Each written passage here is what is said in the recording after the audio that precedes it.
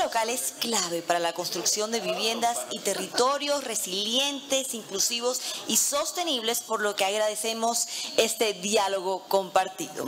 Muy bien, vamos a continuar con la sesión Respuestas Inclusivas a la Crisis Social y Ambiental en los Asentamientos Informales, auspiciada por Whirlpool, con la que buscamos compartir soluciones que desde diferentes ángulos han sido o serán implementadas para mejorar la calidad de vida de las personas que viven en los asentamientos informales. En esta sesión tendremos panelistas que hablan inglés y portugués. Recuerden que como cortesía de la Secretaría del Hábitat tenemos en la entrada de cada salón los equipos de traducción simultánea al inglés, portugués y español. En caso de que lo requieran, pueden acercarse a solicitar uno.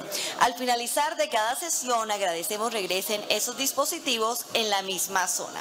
Invitamos a los panelistas a subir al escenario, por favor, por la escalera a mi costado derecho, y también le damos la bienvenida a nuestra moderadora, la señora Geraldine Gené, gerente senior de incidencia en Hábitat para la Humanidad en Latinoamérica y el Caribe. Ella es abogada costarricense con una especialidad en Derecho Internacional y Derechos Humanos. Ha trabajado los últimos 7 años como consultora externa para ONGs internacionales y agencias de desarrollo en nuestra región, en África, Europa Central y del Este, en proyectos de desarrollo. Quiero recordarles que en el app del evento van a encontrar la función de chat para cada sesión y ahí pueden ingresar sus preguntas para los panelistas, a quienes les damos la bienvenida. Vamos a recibirlos con un fuerte aplauso. Bienvenidos.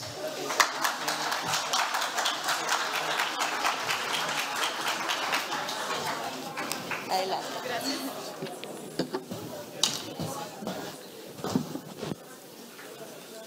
¿Quién falta?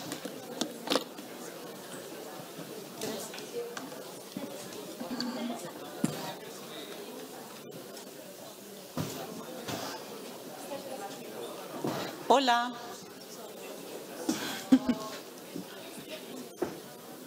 Hola, muchas gracias. Es un gusto para nosotros estar acá hoy. Voy a presentar a mi equipo que nos va a acompañar esta mañana un ratito más. La idea de este panel es que demos respuesta a todas las interrogantes que se han ido presentando desde ayer, en los paneles de ayer, y básicamente queremos exponer ante ustedes el estudio de impacto en los asentamientos informales al cual se refirió nuestro director Ernesto Castro ayer. Entonces voy a presentar a los panelistas para que luego, cuando ellos les toque hablar, pues hablen tranquilamente. Y bueno, perdón, es que estaba con lo del agua. Bueno, entonces tenemos a Camila Cosiña. Camila es investigadora del Instituto Internacional del Ambiente y el Desarrollo. Es quien nos va a exponer el estudio en un ratito. Tenemos a Amanda Entriquín, que es nuestra directora global de Asuntos Internacionales e Incidencia de Hábitat para la Humanidad. Tenemos a Marcela Mondino, que es directora de programas de la Fundación Avina. Tenemos a Amy Kochenauer, CEO de la Fundación Cadasta. Tenemos a Andrés Cruz, que es gerente de programas de DR3 para América Latina y el Caribe. Tenemos a Javier Vaquero, de la Caja de Vivienda Popular de la Alcaldía de Bogotá. Teresa Williamson, que es de la Fundación Comunidades Catalizadoras, es directora ejecutiva y fundadora.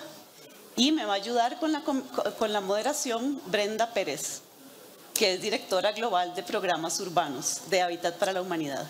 Entonces vamos a trabajar conjuntamente, Brenda y yo.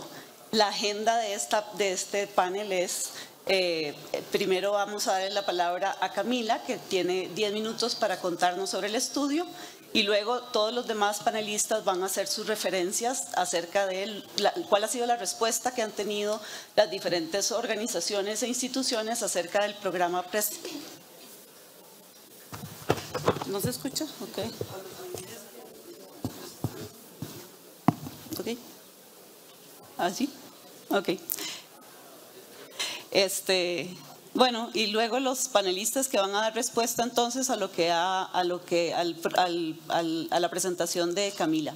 Camila, por favor, tienes la palabra. Muchas gracias, Geraldine, y muchas gracias a todas y a todos por estar aquí.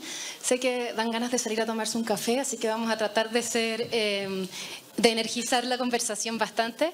Tengo una tarea muy difícil, que es presentar en 10 minutos un estudio complejo y que además es primera vez que presento en castellano, así que estoy como tratando de usar la cabeza bilingüe aquí.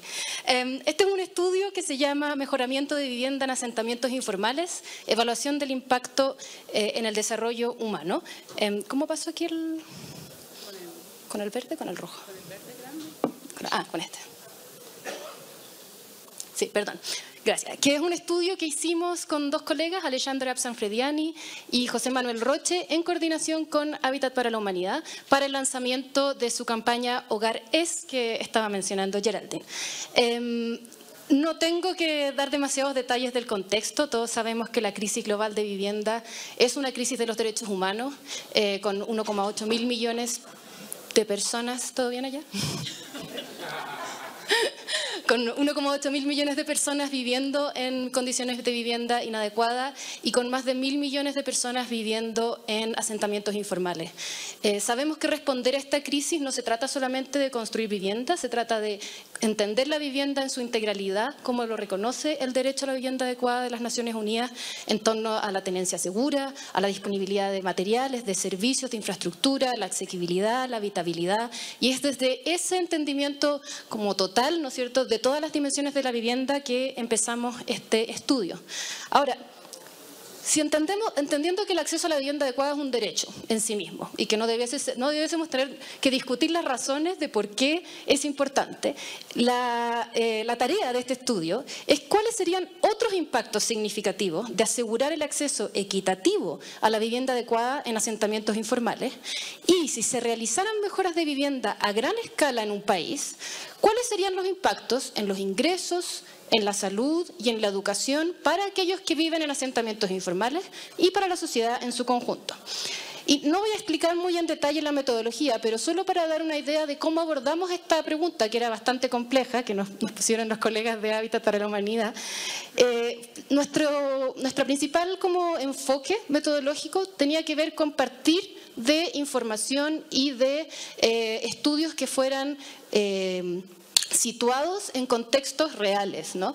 Este es un estudio que tenía que tener un alcance global, pero al mismo tiempo que tenía que dar cuenta de condiciones concretas y reales. Entonces partimos por hacer un mapeo de estudios, investigaciones, informes que vincularan distintos aspectos de la vivienda adecuada, todas esas dimensiones que les mostraba en la slide anterior, con las distintas dimensiones del desarrollo humano, que definidos por el Programa de Naciones Unidas para el Desarrollo son ingresos, salud y educación.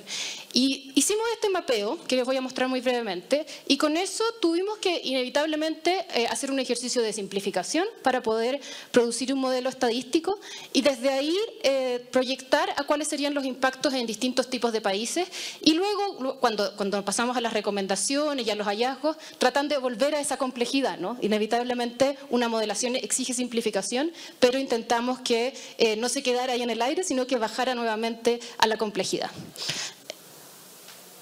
Entonces, como les decía, el mapeo que hicimos fue en torno a la evaluación de los impactos del desarrollo humano en educación, salud y ingresos. No voy a dar un como recuento exhaustivo de todo, pero solamente para dar una idea de cuáles son esos vínculos, ¿no? me queda un poco chico ahí en la pantalla, así que voy a darme vuelta. Existen estudios de distintos países que empiezan a mostrar, por ejemplo, vínculos entre la prevalencia de diarrea y otras enfermedades en niños con el acceso a agua, que sabemos que es una de las dimensiones de vivienda. O estudios, por ejemplo, sobre los materiales de los suelos. Ayer hablábamos de experiencias vinculadas específicamente al acceso a concreto, a suelos de concreto y varios tipos de infecciones. Otros que vinculan las tasas de riesgo de mortalidad de los niños con los materiales de la vivienda, materiales inadecuados. O relaciones entre el hacinamiento, entre el hacinamiento y el impacto en enfermedades como la influenza, enfermedades respiratorias, etc. También relaciones entre la ubicación, el acceso a la proximidad de servicios de salud y la supervivencia infantil. O vínculos entre la tenencia de tierra y distintas enfermedades, incluso vínculos entre inquilinaje y ciertas enfermedades. Como digo, estos son estudios específicos en lugares reales, con estudios estadísticos de casos, etcétera, que estamos como mapeando aquí de manera más general.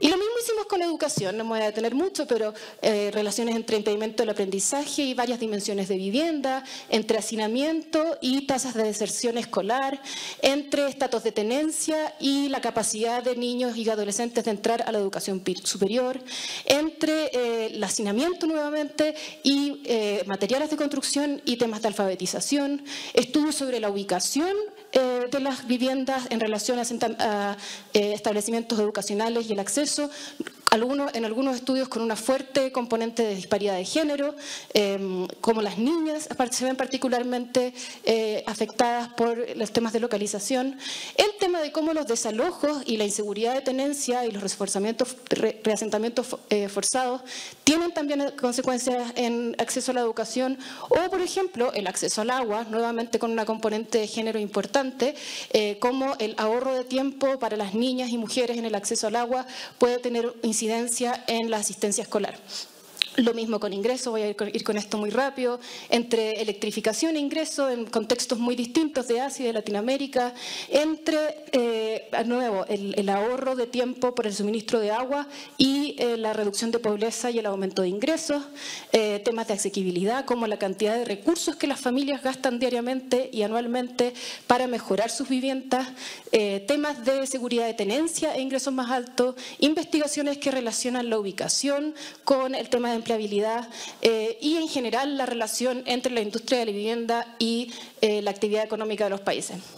Lo que hicimos con todo esto, y los invito a mirar el informe porque es bastante más detallado que este mapeo que estoy haciendo acá, es partir desde todo este mapeo y realizar una serie de escenarios y supuestos. Escenarios más cautelosos, escenarios más moderados y escenarios más optimistas de cómo se afectaría efectivamente una familia en temas de ingreso, de salud y de educación, el acceso a una vivienda adecuada en todas sus dimensiones.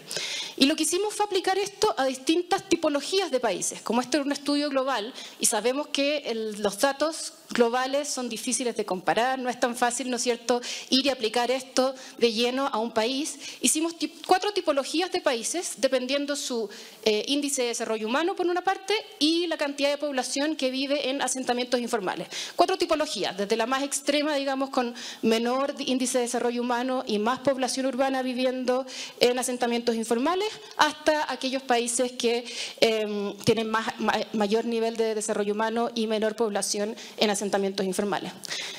Y las conclusiones, pueden ver el detalle de las metodologías, pero los hallazgos son bastante impresionantes y algunos de esos los mencionaba ayer el vicepresidente don Ernesto Castro en la introducción de este panel, o sea, de este foro, digo. Primero, el acceso equitativo a una vivienda adecuada puede generar un impacto directo, o sea, solo considerando el impacto en aquellos que viven en asentamientos informales, de hasta un 10,5 de crecimiento económico, medido tanto como Producto Nacional Bruto como Producto Interno Bruto per cápita. Las diferencias eran estadísticamente muy menores entre ambas medidas.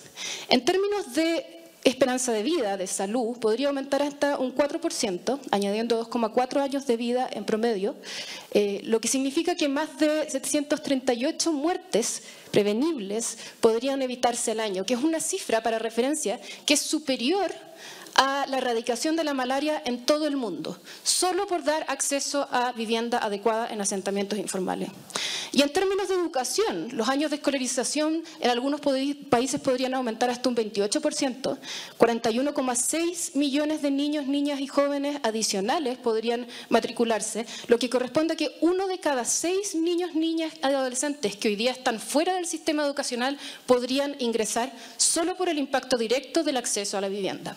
Sé que tengo que ir cerrando, pero una parte que nunca tenemos tiempo para ahondar, y creo que es mi parte favorita del informe, tiene que ver con mirar que si bien el índice de desarrollo humano habla de estas 3 dimensiones, sabemos que la mejora en estas 3 dimensiones tiene impactos en sistemas que van mucho más allá de estas 3 dimensiones. Tiene impactos, por ejemplo, en temas de medio ambiente y, por lo tanto, al generar más justicia climática, los sistemas medioambientales también se afectan.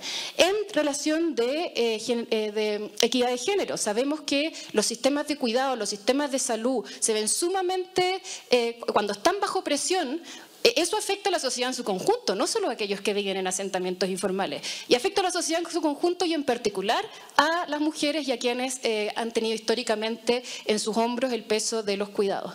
Y por supuesto en términos de sistemas de gobernanza e inclusión política. Sé que tengo que cerrar en menos de un minuto, pero muy brevemente quiero pasar por cuáles son las recomendaciones finales del informe. Nosotros para hacer este informe organizamos también una serie de talleres con organizaciones de la sociedad civil, con organizaciones de la academia, con nuestros aliados de siempre y aliados nuevos. Y una cosa que fue muy clara en toda esa discusión y que tratamos de reflejar en las recomendaciones es que no se trata solamente de asegurar vivienda, el cómo importa. Y el cómo importa, y hay que reconocer los esfuerzos que están ocurriendo hoy día en los territorios para entender cómo ese cómo es situado, incluye a los gobiernos locales, pensando en el panel que acabamos de mirar, y no puede ser solamente una receta, ¿no es cierto?, que se replica en todos lados. Las 4 áreas de recomendaciones, una tiene que ver con dar prioridad a la vivienda como una infraestructura para un desarrollo humano equitativo. Y cuando alguien les dice, la vivienda no es prioridad en este programa de desarrollo, creemos que este informe puede servir para decir, pero ¿sabes qué? Con la vivienda no estás solamente hablando de vivienda, estamos hablando de desarrollo humano equitativo en todas estas dimensiones. El tema que les decía recién, que debe ser integrada y participativa para generar beneficios, efectivamente estos retornos tienen que estar basados en la vinculación con comunidades y con aquellas organizaciones que están dando respuestas hoy día. Usar la vivienda como una palanca para el desarrollo internacional y espacios como este creo que justamente avanzan en esa dirección.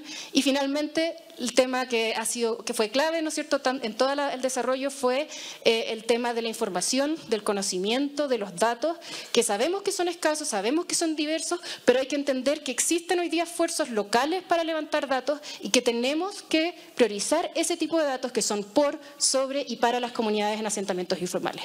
Voy a terminar, les voy a dejar aquí el QR para descargar el informe tanto en inglés como en español que se acaba de lanzar, y nada, abrirla ahora como bien dijo Geraldine, es la idea como el punto de entrada para empezar a escuchar las soluciones y las respuestas que están ocurriendo. Gracias, Geraldine.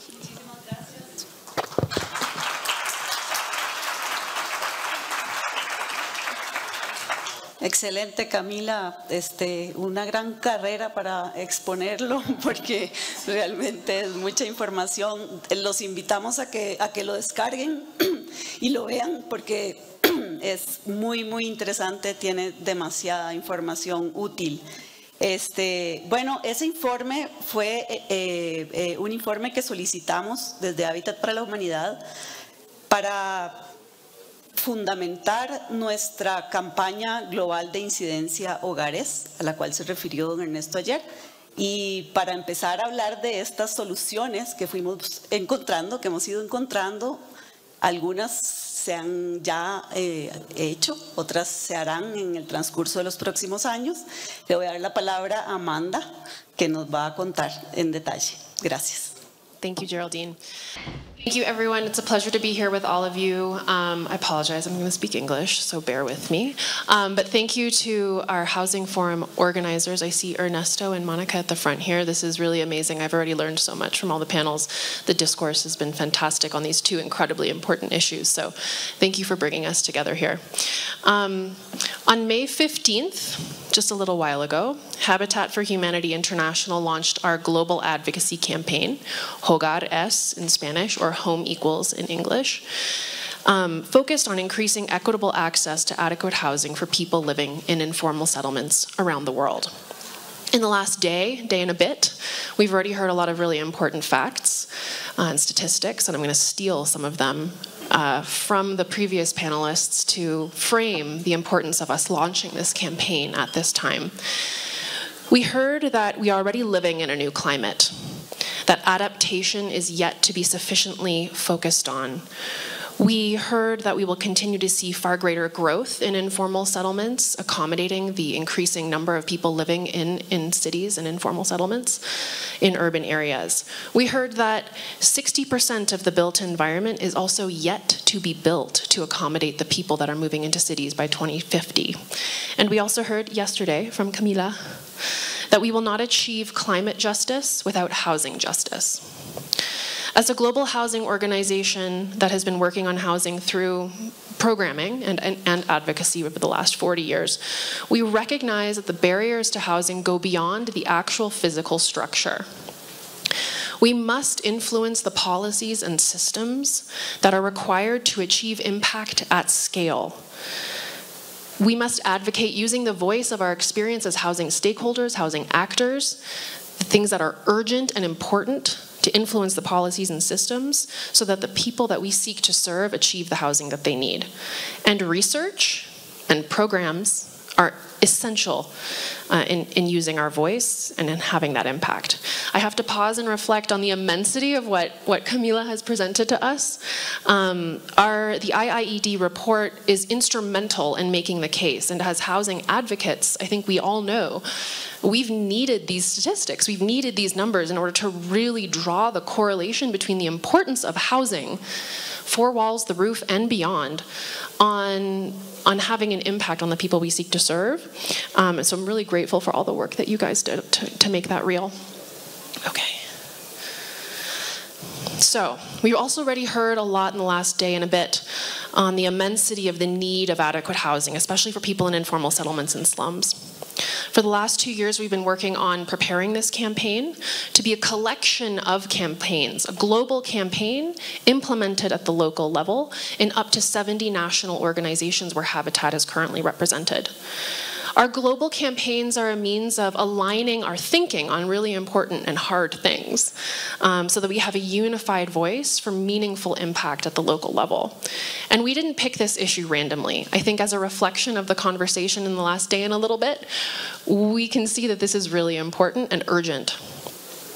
We've engaged our network. We've been really focusing intentionally on trying to identify what it is and how we will achieve impact at scale to tell a global story about change that is reflected by the local needs and responsibilities that our national organizations have in the places where we work. In 1976, when Habitat was founded, around the same time as UN Habitat was founded, 2/3 of the world's population was living in rural areas. By 2050, it's going to be 3 billion people living in informal settlements, let alone the number of people living in cities, which will be about 2/3 of the global population. Our vision is global with the intent for local impact to ensure fewer people have to suffer the consequences of our changing world. Let me get into the details, though. This is what I like to talk about. Addressing housing needs in informal settlements is complex. The campaign is complex. And it's more complex because it's being implemented in countries around the world, and the issues there are different. By unpacking the barriers to housing, by working incrementally on the policies to enable access to the services and support to improve housing, we will achieve the right to adequate housing, policy change by policy change. We developed this policy framework as a means of guiding our network on what we want to see change, but also allowing for contextualization and adaptability.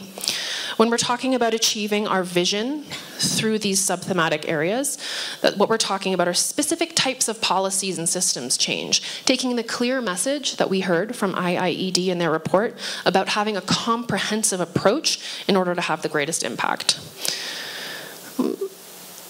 It's trying to go for, okay. When we're talking about increasing equitable access to adequate housing in informal settlements, through empowered participation, we're talking about having an inclusive stakeholder process that incorporates the priorities, needs, and experiences of voices and citizens and communities, which is critical achieving equity. Several of the mayors this morning were speaking about this important component. When we're talking about inclusive basic services, we're talking about increasing equitable access to adequate housing in informal settlements through basic services, like ensuring that people with inadequate housing can access basic services, water, sanitation, in ways that promote dignity, equity, and opportunity. Climate resilience, it's a standalone but integrated component of this campaign. We are really here talking about ensuring people living in informal settlements, where many are located in hazard-prone areas, are enabled to protect their homes and livelihoods by preparing through improved housing for the impacts of climate change. And tenure security, can't have a campaign focused on informal settlements without tenure security, talking about ensuring people have access to their land rights. We know that equitable, secure land rights uplift entire communities, which is why we're going to continue to advocate for it. We're not doing this alone. As a network, you can see there are many already enrolled in the campaign from our network, so many of them in Latin America and the Caribbean. And we're not doing it alone. We have partners around the world, globally, nationally as well. If I had more time, I would dig into some of the examples of the exciting work that's already ongoing within the network, but I think I'll come back in a couple years and give you an update on all the success that we've already achieved. I also want to point out that while it's a collection of campaigns taking place at the global level, Habitat for Humanity International is being quite ambitious in also trying to achieve change in the global north. The G7, group of 7 nations, provide about 60% of overseas development assistance to the world in the global south and beyond. And they never focus on housing. They don't know how to deal with cities. They definitely don't talk about informal settlements. And with the evidence that we're going to have from our campaign taking place at the local level, we hope to see change over the next 5 years of our campaign at the global level as well. I'm really excited to hear from my peers today about some of the programmatic and advocacy efforts taking place within the 4 sub-thematic areas, and I'm really grateful for my time today. Thanks, Geraldine.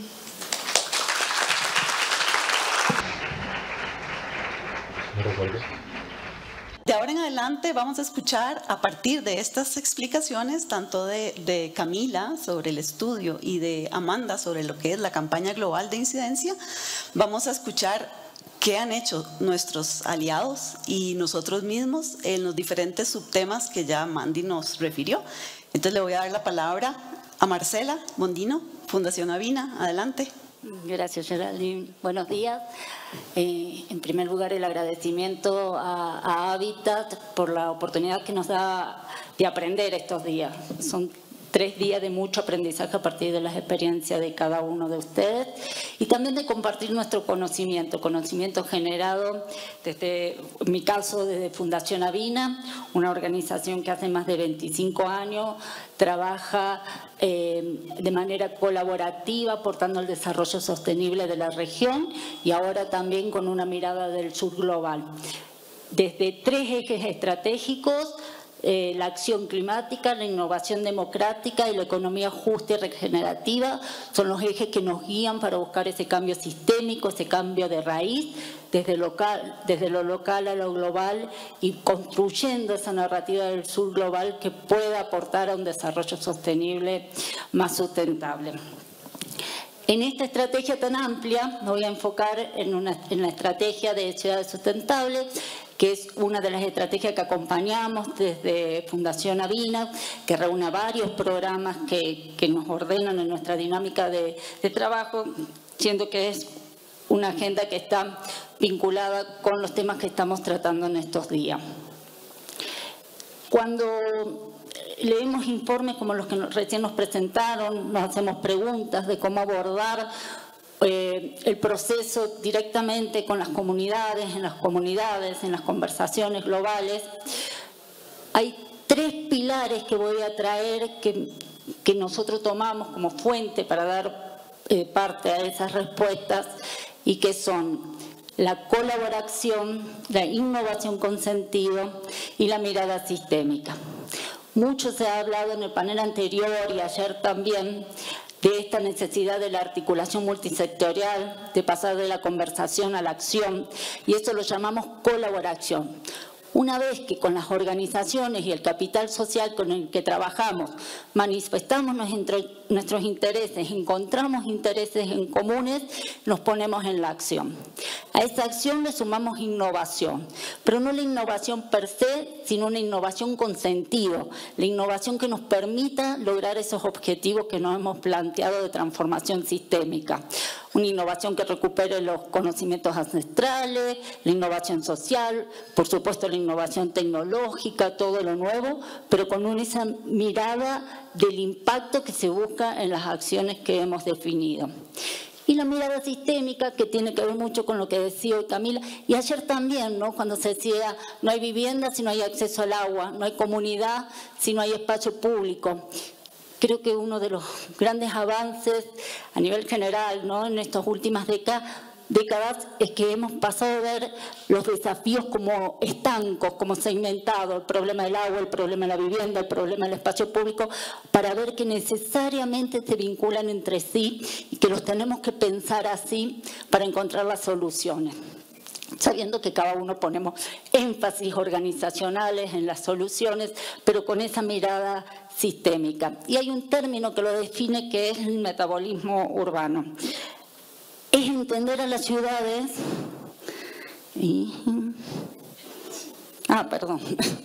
es entender a las ciudades como entidades vivas, donde tomamos recursos, donde nos relacionamos con su entorno natural, con lo rural, tomamos esos recursos, los transformamos y generamos los productos, los servicios y desechos.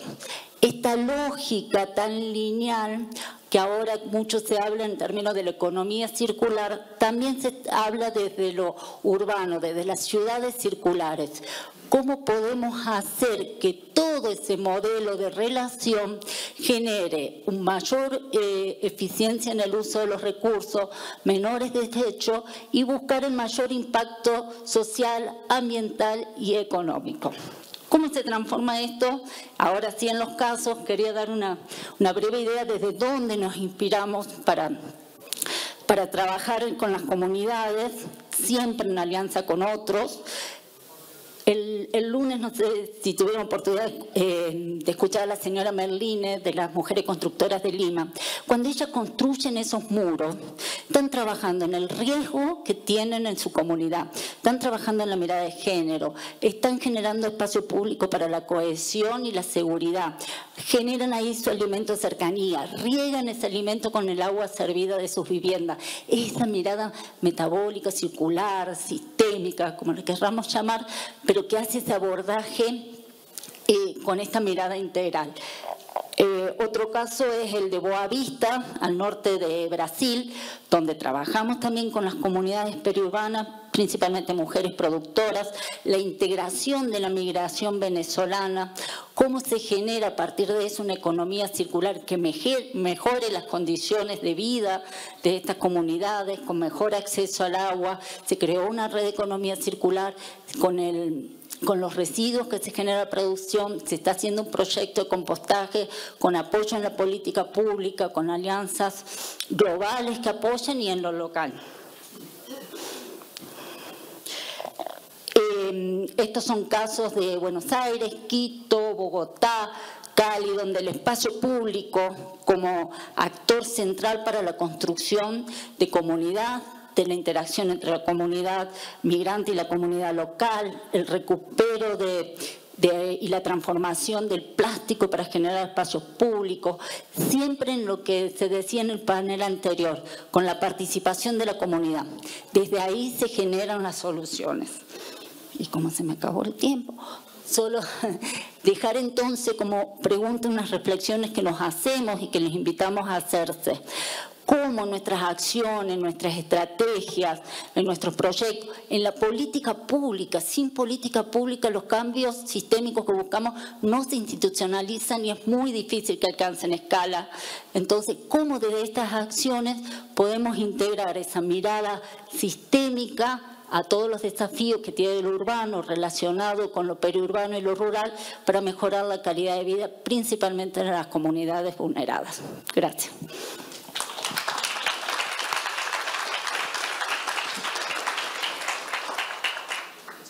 Muchas gracias Marcela, súper interesante. Fundación Avina, presente en América Latina, es un gran aliado y bueno, hace mil cosas, así que felicitaciones. Vamos a hablar con Amy Kochenauer de Fundación... Perdón, me equivoqué. Teresa Williamson. Ajá. Ok. Teresa nos va a hablar desde... ¿No tiene sonido? Esta función, creo que sí. Nos va a hablar desde sus experiencias como fundadora y directora ejecutiva de la organización, todo ese aporte de qué pasa en las comunidades. Es interesantísimo, no le quito más tiempo. Les recuerdo al público, por favor, que nos envíen sus preguntas por el chat. Las estamos recogiendo para hacerlas al final de las presentaciones. Adelante, Teresa. Gracias. Yo voy a hablar en portuñol, entonces agradezco la paciencia y también al convite a estar aquí con ustedes. Yo estoy aprendiendo muchas cosas. Yo soy Teresa, soy de Brasil, de Río. Trabajamos en nuestra organización, Comunidades Catalizadoras, trabaja con favelas a 23 años. Trabajamos de una forma profundamente local, enraizada en los territorios. En Río hay más de 1 millón y medio de personas viviendo en asentamientos informales, son favelas. Yo voy a hablar de favelas porque en cada ciudad, en cada país, los asentamientos son únicos, son diferentes y tienen culturas, historias particulares. Yo creo que es muy importante comenzamos a hablar sobre asentamientos informales de formas más que reconocen la singularidad de estos territorios, cada uno. Voy a hablar un poco sobre nuestra organización, pero voy a enfocar más sobre algunas cosas metodológicas que creo que trabajando en la base puede contribuir con los debates más amplios. Entonces, nuestra organización actúa 23 años.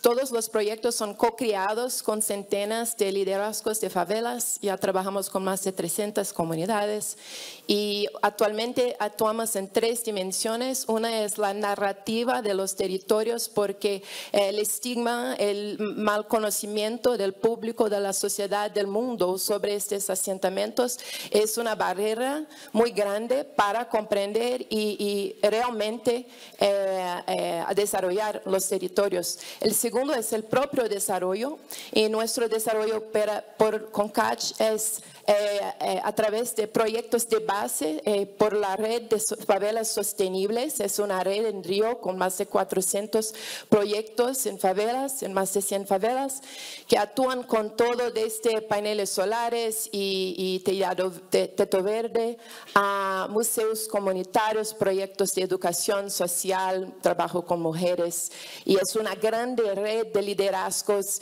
que actúan para mejorar sus territorios. Y por final, cuando hay las mejorías, sean por la acción comunitaria o la acción del Estado, tiene que tener garantía de seguridad de permanencia, y esto no necesariamente es ideal por el título individual. En ciudades como Río, con un solo muy valorizado, a veces comunidades no quieren el título individual porque va a traer el mercado, que va a llevar para un proceso de gentrificación, y el objetivo real de las personas es permanecer, no vender. Porque son comunidades, en el caso de Río, muchas son muy consolidadas, son históricas. Río tiene favelas a más de 125 años. La mayoría de las favelas de Río tienen más de 50 años de existencia. Hay 27 museos en favelas en Río de Janeiro. Entonces hay una historia ahí que no es contada, no es conocida, y es importante esta comprensión de bases. Nuestros 3 proyectos que trabajan la narrativa. Rio Noite es portugués e inglés, en sitio de noticias de favelas por comunicadores populares a 13 años. Nació en el periodo preolímpico. La red de favelas sostenibles, hay un mapa donde puede ver todos los proyectos, y el termo territorio colectivo, que es esta herramienta de regularización fundiaria, donde el suelo es colectivo y las habitaciones son individuales. En inglés es Community Land Trust. En español, el modelo que conocemos es el Fideicomiso de la Tierra de Puerto Rico. Y estamos a 5 años intentando construir eso en Río. Todo nuestro abordaje como, acercarse, ¿correcto? No sé. Abordaje, ok. Es basada en activos de los territorios, las calidades de los territorios. Es muy diferente de la forma que pensamos tradicionalmente, de pensar solamente a partir de los problemas, de los desafíos. Río es una ciudad marcada por la historia racial y de esclavitud en Brasil. Eso se puede ver en el mapa territorial de las favelas. Son asentamientos populares, mayoritariamente negros, y que construyen la cultura local. Aquí algunas imágenes de estos activos, de las potencias que son construidas en el local. Aquí ya son proyectos construidos colectivamente en la área ambiental por la red de favelas sostenibles. Yo puedo hablar sobre cualquier uno de estos después. Este slide estaba más interactivo en la presentación del Google, pero básicamente lo que quiero traer aquí es una provocación que favelas, asentamientos informales, no deben más ser considerados el problema. Deben ser considerados una solución dada por la población para la desigualdad estructural, que es el real problema. Entonces, cualquier solución tiene que no ampliar esta desigualdad estructural. Entonces, tenemos que tener mucho cuidado para no desconstruir las calidades construidas en los asentamientos informales con el desarrollo que viene. Aquí es solamente una provocación porque el Valparaíso, Santorini, muchos sitios de UNESCO fueron asentamientos informales en el comienzo. Inclusive las ciudades fueron construidas informalmente hasta 200, 300 años atrás en su mayoría. Entonces esta idea de que hasta la mayoría de los asentamientos serán informales. Esto es, la verdad, la historia de la humanidad. Es la forma orgánica que las personas construyen cuando llegan a algún lugar con los materiales, las propias manos, lo que es posible. Entonces voy a dejar esos slides para después, si quieren ver algunas calidades que nosotros intentamos comprender. Yo soy como planificadora, respeto mucho esas calidades que ya son desarrolladas naturalmente en las favelas. Y por final, otra provocación, la cuestión de valores, de cómo valorizamos las cosas. Esto es simplemente algunos métodos de entender las necesidades básicas humanas por Abraham Maslow, el psicólogo. Y tenemos el shelter, la vivienda, como la base fisiológica. Como hablamos aquí, la base que para casi todos los demás se pasan por ahí. Se pasan por permanencia, saber la seguridad de su casa, de su techo, ¿sí?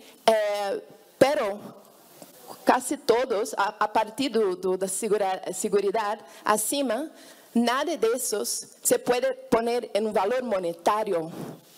No tienes muchos valores, necesidades que no son monetarizadas.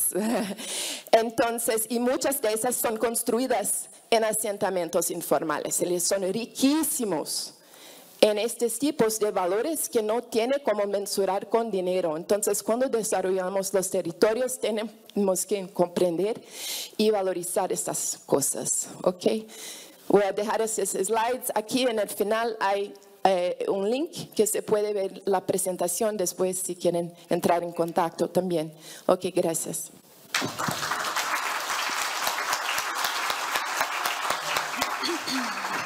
Muchas gracias Teresa.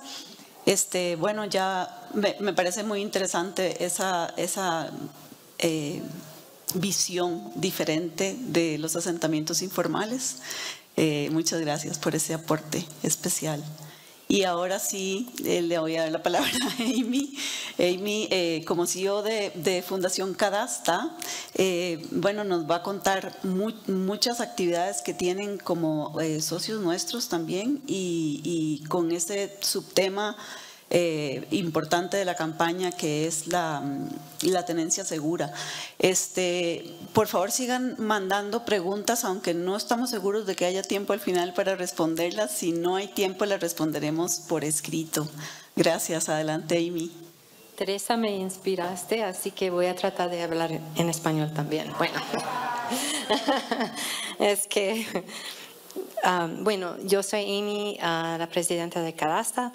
Cadasta es somos un líder global con una plataforma de tecnología de sistemas SIG y de servicios sobre la tierra y los derechos de tierra.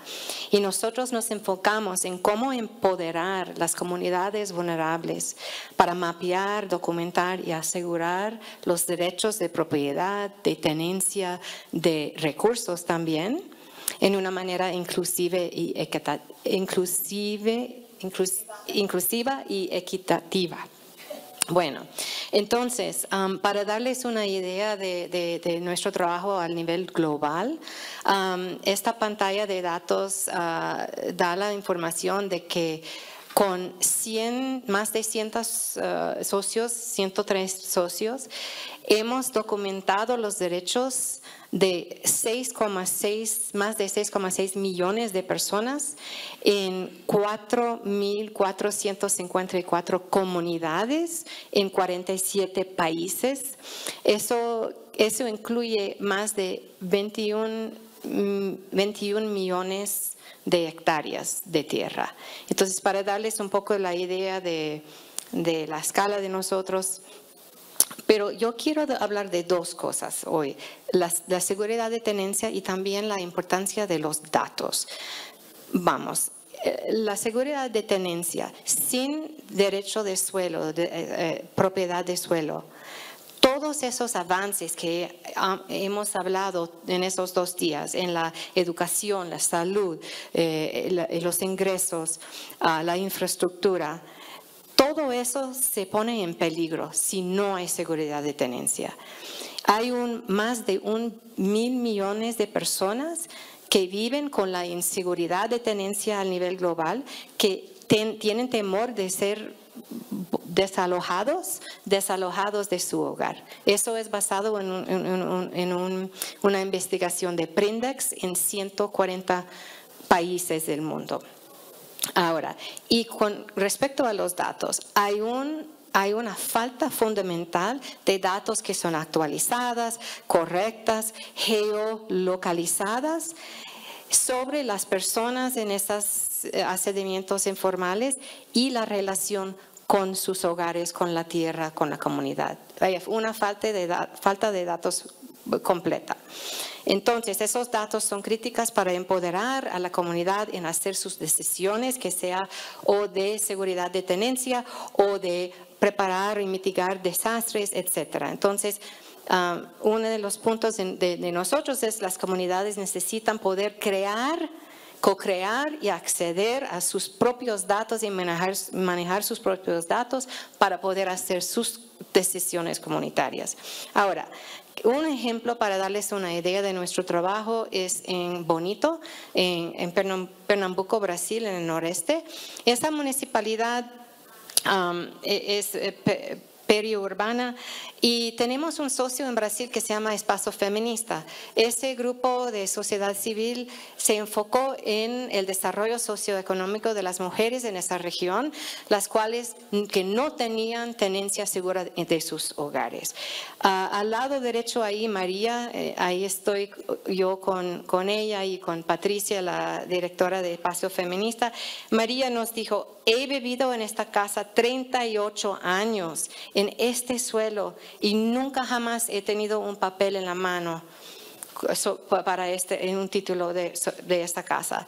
Y tenía temor, siempre, décadas de temor de perder su hogar. Y eso no es único, eso fue el caso en todas esas comunidades.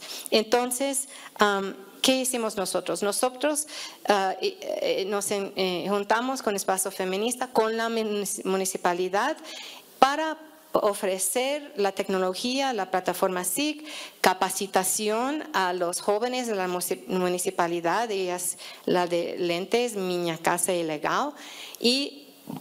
¿Qué fue el resultado de eso? Porque no tengo mucho tiempo para practicar. Primero, una barrera fue recolección de datos hogar a hogar. Tardó 2 meses para cada hogar, con métodos de papel, la información geoespacial y de la casa. Nosotros hicimos de 2 meses a un poco más de 1 hora por hogar. ¿Qué quiere decir? Que esos datos fueron digitalizados, que se creó capacidad en la comunidad para poder usar este tipo de tecnología, y también se implementó la seguridad de tenencia de esas mujeres. Entonces, la tecnología no es la solución total, es para poder hacerlo más eficiente, más rápido y más sostenible. Y entonces, eso fue, y se me acabó más o menos, pero esas son las mujeres con sus títulos. Un punto para destacar es que 85% de esos títulos que se fueron otorgados fueron en nombre de mujer.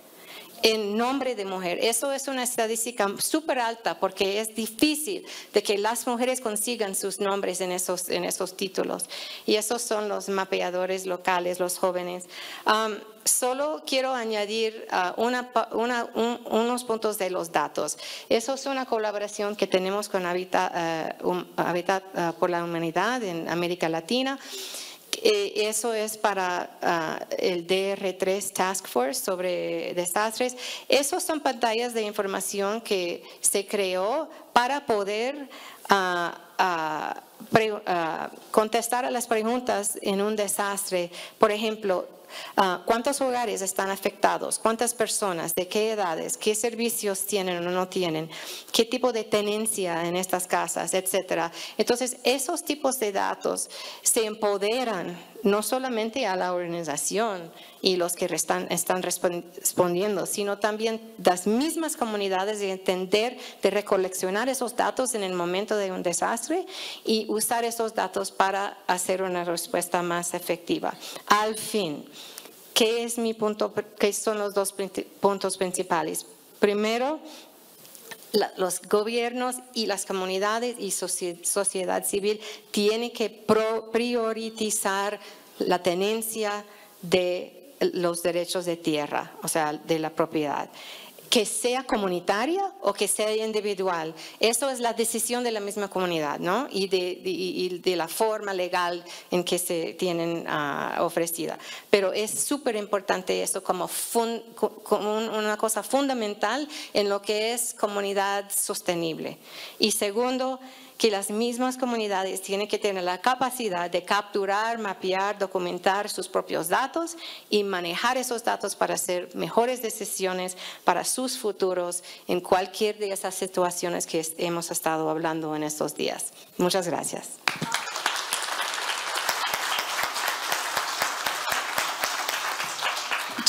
Muchas gracias, Amy. Vamos a darle la palabra a Andrés. Andrés nos va a hablar sobre esa parte de la crisis climática y cómo Hábitat para la Humanidad trabaja en respuesta y otros. Adelante, Andrés. Gracias, Geraldine. Buenos días para todos. Bueno, como todos sabemos, Latinoamérica y el Caribe es la segunda región del mundo más propensa a los desastres. Y, como lo hemos venido hablando en estos 2 días, un porcentaje muy alto de las comunidades vulnerables viven en asentamientos informales sin acceso adecuado a servicios básicos o nulo. Esto aumenta la vulnerabilidad de ellos y en especial los niños, niñas, mujeres y adultos mayores. El cambio climático solamente está intensificando estas vulnerabilidades y esta exposición a los riesgos. Por esa razón, desde Hábitat para la Humanidad, alineados con el marco de Sendai, estamos diseñando unas iniciativas innovadoras para prevenir y mitigar, teniendo en cuenta que una medida de mitigación y prevención puede costar $1, pero en el momento que nos toque responder a un desastre, esa respuesta puede estar entre $8 y $10.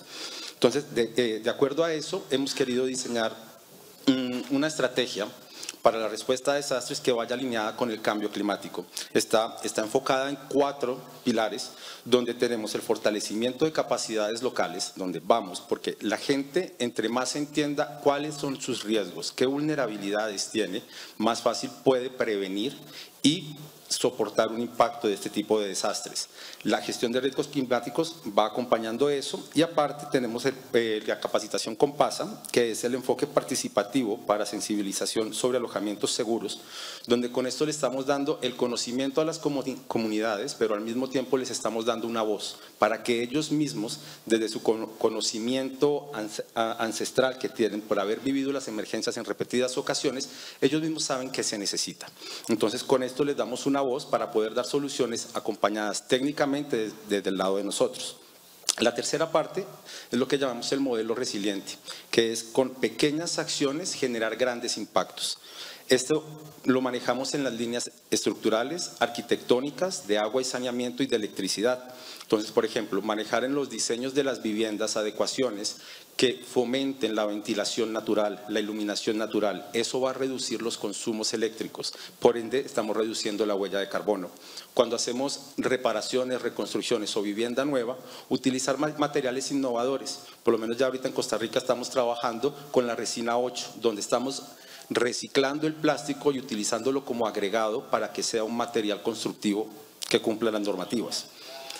Para el Caribe queremos utilizar paneles solares con unas baterías portátiles que sean desmontables para reducir el consumo eléctrico y generar resiliencia, y lo mismo tanques de agua colapsables para tener recolección de aguas lluvias, sistemas de almacenamiento y purificación y poderlos utilizar. Entonces, esto va enfocado al cambio climático, pero también es muy importante porque por lo menos en el caso del Caribe, cuando pasa un huracán, generalmente las alertas tempranas nos dan la noticia 5 días antes. Estos sistemas están siendo diseñados portátiles para que las familias puedan desmontarlas, colocarlas seguras en sus viviendas y luego de que pasa el evento, de que pasa la tormenta o el huracán, pueden sacarlos y con eso garantizar el acceso a los servicios básicos, teniendo electricidad y agua en su vivienda y generando resiliencia desde la raíz, desde la vivienda, con modelos replicables que pueden ser ampliados a escala y de esta manera generar comunidades más grandes, resilientes y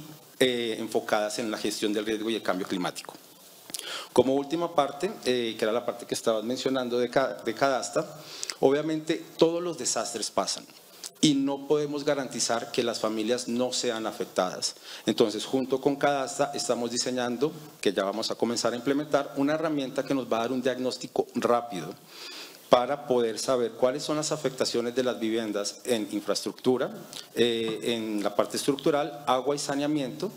Todo esto, ¿para qué? Para nosotros tener el mapeo de cómo tenemos que reconstruir y reconstruir con los principios del modelo resiliente para que estas cosas no sigan pasando, y de esta manera nosotros queremos reducir la huella de carbono tanto en el sector de la vivienda como aumentar la resiliencia en las comunidades vulnerables.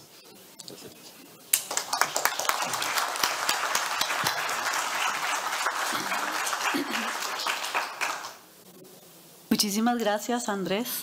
Le vamos a dar la palabra ahora a Javier Vaquero. Javier nos acompaña desde acá, desde Bogotá. Adelante, Javier.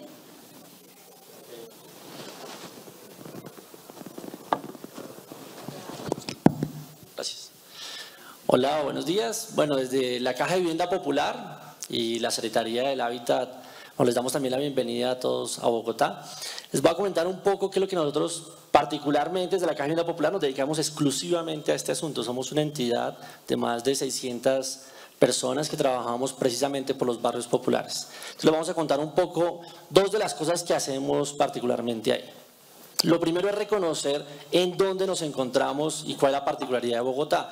Nosotros reconocemos dos aspectos. Uno, como los temas urbanos, porque nosotros creemos que la vivienda es fundamental, pero también es fundamental la ciudad. Sí, o sea, la ciudad en la cual está construida la vivienda, los entornos, los barrios. Entonces, uno de los elementos importantes es el espacio público. Nosotros identificamos que pues, un estándar adecuado sería que por lo menos existieran 6 metros cuadrados por habitante de espacio público, pero la realidad es que en Bogotá pues estos estándares no se cumplen en la mayoría de las áreas de la ciudad, porque estamos abajo de los 3 metros cuadrados. Y por otro lado también los equipamientos, escuelas, colegios, centros de salud, pues si tampoco hay una cantidad construida de estos equipamientos, la vivienda o los habitantes de estas viviendas tampoco tienen las condiciones para tener una calidad de vida. Y también en Bogotá identificamos que nosotros tenemos pues un estándar que no es el adecuado a este momento, que tenemos que trabajar por eso, porque lo ideal es que por lo menos estuvieran 3.6 metros cuadrados por habitante y pues estamos en menos de 2. Lo segundo es la vivienda en sí, o sea, particularmente la vivienda, nosotros como la alcaldesa lo presentaba, hemos diferenciado en la ciudad cuáles son las necesidades de vivienda. Lo primero es reconocer que sí hay un déficit cuantitativo, que particularmente está el 3.8, pero en gran medida hay un déficit cualitativo, ¿sí? O sea, la calidad de la vivienda, que es el 10.14% de esas 353.000 viviendas que requerirían, o hogares que requerirían, digamos, una vivienda adecuada. En gran medida en la ciudad urbana tenemos resuelto el problema de servicios públicos. En la ciudad rural sí tenemos otros problemas. Uno es que, como lo decía la alcaldesa, en Bogotá no se había invertido en vivienda nueva rural en ningún momento. Nosotros empezamos identificando este déficit habitacional en la ruralidad, empezamos a construir viviendas nuevas que requerían construirse completamente de ceros, y también pues hemos venido haciendo mejoramientos a las viviendas que se encontraban en buenas condiciones. Pero ahí tenemos un reto sobre las viviendas que son los servicios públicos, y que hemos venido trabajando en el fortalecimiento de los acueductos comunitarios, sobre el acceso al agua, pero ahí tenemos un reto sobre los alcantarillados.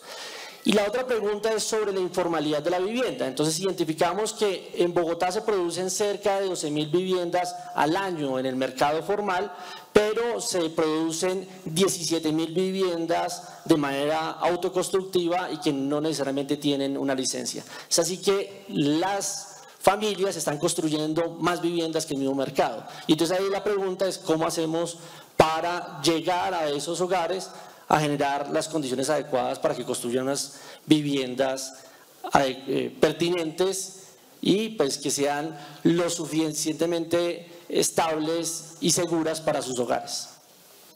Nosotros hicimos un ejercicio, tenemos un análisis de la ciudad sobre cuáles son estos territorios, y tenemos también identificados unos que no se ha podido hacer nada aún y tenemos que legalizarlos, que son esas 273 hectáreas.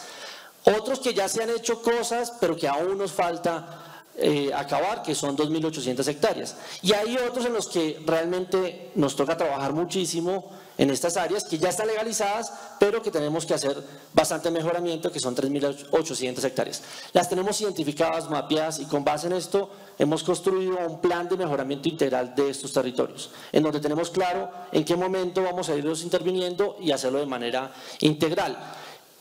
Digamos como el programa concreto de mejoramiento de barrios, que lo hacemos entre la Secretaría del Hábitat y la Caja de Vivienda Popular, es mejorar integralmente los barrios. Lo hacemos de manera conjunta con varias entidades, no solo la Caja de Vivienda Popular, no solo la Secretaría del Hábitat, sino con todas las entidades. Con entidades que se encargan de los equipamientos, las que se encargan de el espacio público.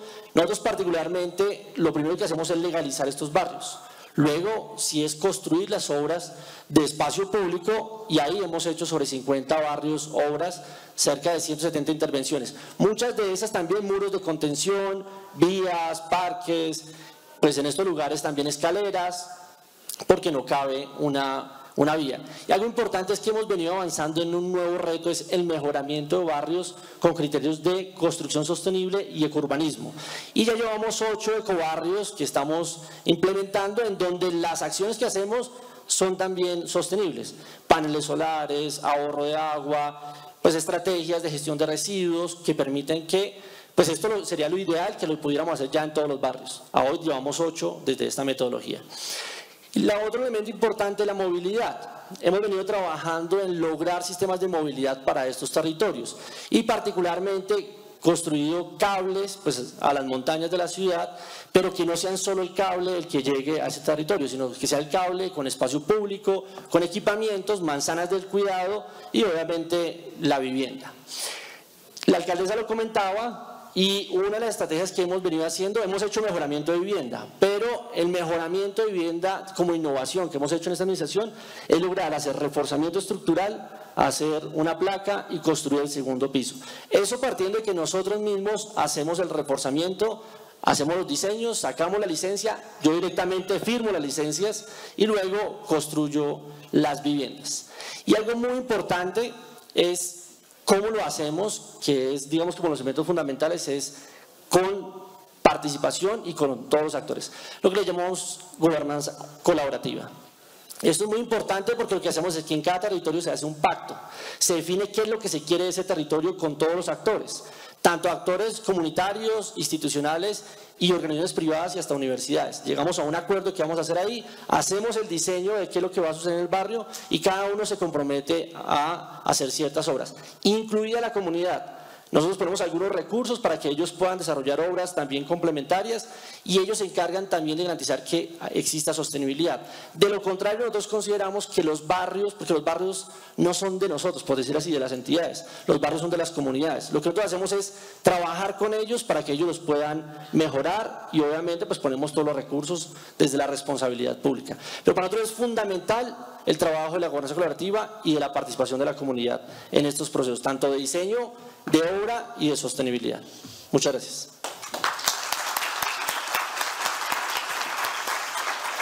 Muchas gracias Javier. Definitivamente este intercambio de buenas prácticas es muy útil para todos. Muchas gracias. Le voy a dar la palabra a mi colega Brenda Pérez para que continúe con la moderación. Muchísimas gracias, Geraldine, y muchísimas gracias a todos los y las panelistas que estuvieron el día de hoy. Creo que tuvimos una muestra variopinta de todas las respuestas y todas las soluciones reales que se están haciendo en los barrios, en las alcaldías para responder y ser creativos en las posibles soluciones a la crisis climática y social desde los asentamientos informales. Yo voy a estar haciendo unos breves comentarios sobre pues, las presentaciones y algunos factores que veo que se tocaron en varias de las intervenciones y posteriormente voy a pasar a las preguntas. Paradójicamente, siendo bogotana, siendo la única local del panel, no tengo acceso en este momento a internet, entonces le voy a pedir a mis colegas que por favor me pasen las preguntas en un celular para poder añadirlas hacia el final de los comentarios que voy a hacer. Bueno, lo primero que quisiera anotar es que creo que la intervención de Camila nos dio un marco muy general, una sombrilla bajo la cual nosotros podemos entender hacia dónde se están moviendo el tipo de intervenciones en asentamientos informales para que sean realmente integrales, para que sean multisectoriales, para que realmente participe la comunidad y se apropie de las respuestas posibles. Entonces, de este marco que nos plantea Camila, algo que me llama la atención es que hay unas respuestas muy claras al qué se debe hacer en los asentamientos informales para que realmente sean procesos incluyentes. Y está muy claro desde la definición de vivienda adecuada. Entonces sabemos que tiene que haber acceso al suelo, sabemos que tiene que haber acceso a servicios básicos, a la construcción sostenible, etcétera. Estas dimensiones las conocemos muy bien, pero creo que un mensaje clarísimo de este panel ha sido que no se trata solamente del qué hay que hacer, que es mucho, sino el cómo hay que hacerlo. Y quiero relevar alguno de esos elementos, cada uno de esos elementos que me llamaron la atención particularmente. Un primer punto muy claro de cómo se deben hacer las cosas es entendiendo qué está pasando en los asentamientos informales. Y esto creo que es algo que venimos diciendo desde los años 70, pero que ha sido muy difícil ponerlo en práctica, que se han generado metodologías de muchas maneras desde las alcaldías, desde las comunidades, para conocer la información, para saber qué pasa en los asentamientos, cómo crecen, por qué crecen de la manera en que crecen. Y ese manejo de datos es lo que es crucial para poder dar respuestas que sean pertinentes para las comunidades y posibles dentro de los marcos regulatorios. Entonces tenemos no solamente esta experiencia de Bogotá, donde nos dice estamos tratando de entender en los asentamientos cuál es la distancia que hay entre los estándares ideales de vivienda y lo que hay en este momento en los barrios. Entender esa distancia es lo que nos permite también diseñar cómo llegar a alcanzar cuál sería un estándar de espacio público adecuado, de acceso a zonas verdes. Por otro lado, esos datos y ese conocimiento sobre los asentamientos también, afortunadamente ahora tenemos las herramientas tecnológicas para entenderlos mejor, y la experiencia de Cadastra definitivamente nos muestra cómo hacer que esos procesos de recolección de información no sean ni tan costosos ni tan demorados, sino que se use la tecnología para hacerlos de una manera más eficiente. Entonces ese es un punto, creo que es clave, entender los datos desde las comunidades, pero también haciendo uso de las tecnologías disponibles que nos lleven a hacerlo de una manera eficiente. Otro segundo punto que no hemos tocado en este panel, pero creo que además en el resto de las sesiones en este foro, ha sido que la participación es algo también de lo que hablamos hemos hablado por años de que es una necesidad no solamente para trabajar en asentamientos informales, sino para la política pública en general, pero el grado de profundización de la participación es lo que estamos viendo en estos ejemplos del día de hoy. Creo que la experiencia de las comunidades catalizadoras nos da mucha línea de cómo se hace la participación realmente, para que no sea solamente un proceso consultivo de arriba hacia abajo, sino que sean procesos en los cuales la gente se empodera y genere resultados para sí misma, que no sea solamente un indicador desde la alcaldía, sino que sean procesos que a través de la participación generen inclusión.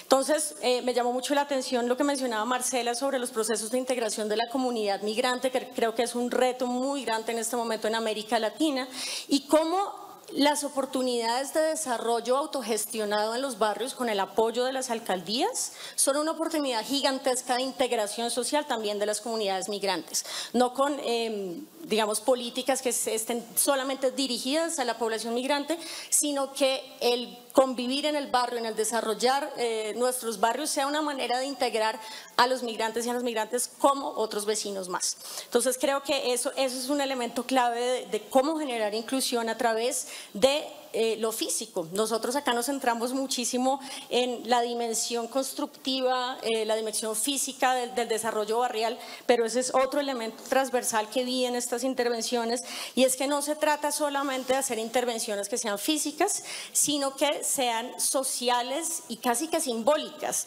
Nos estaba hablando también Teresa aquí de cómo se tiene que construir una narrativa para poder quitar el estigma sobre los asentamientos, y eso es clave porque el estigma sobrevive no solamente en las mismas comunidades que se sienten aisladas en la ciudad, sino también en las autoridades públicas, en los prestadores de servicios públicos que siguen manteniendo estigmas frente a estas comunidades. Entonces creo que construir narrativas y cambiar el simbolismo alrededor de los asentamientos es un trabajo que quizás no le damos la relevancia que tiene, que es un trabajo sociológico, antropológico muy grande, y que responde también a la necesidad de adecuación cultural que tiene, que es una de las dimensiones de vivienda adecuada. Otro punto que quisiera resaltar, y ya si podemos pasar a las preguntas, creo que todavía no me han llegado. No me han llegado, entonces si me las pueden pasar a mano. No hay tiempo. Bueno, quisiera entonces cerrar con otro elemento clave, que será el tema de respetar los procesos existentes en las comunidades. Entonces no solamente es proveer servicios, no solamente es generar vivienda resiliente y sostenible, sino reconocer que en los asentamientos informales hay ya todo un proceso social, político y constructivo el cual debe ser valorado. Y creo que el ejemplo de Bogotá con el plan Terrazas precisamente es una manera concreta y práctica de reflejar cómo reconocer que lo que ya se ha hecho debe ser valorado en los asentamientos informales. Voy a cerrar con eso y me da una vergüenza terrible que no hayamos podido abrir las preguntas, pero definitivamente ustedes que si tuvieran acceso a la aplicación pueden dirigirse directamente a los panelistas y tener una conversación con ellos y ellas. Muchísimas gracias por su participación, su escucha, y gracias a los panelistas por muy interesantes intervenciones. Muchas gracias a todos por estar acá.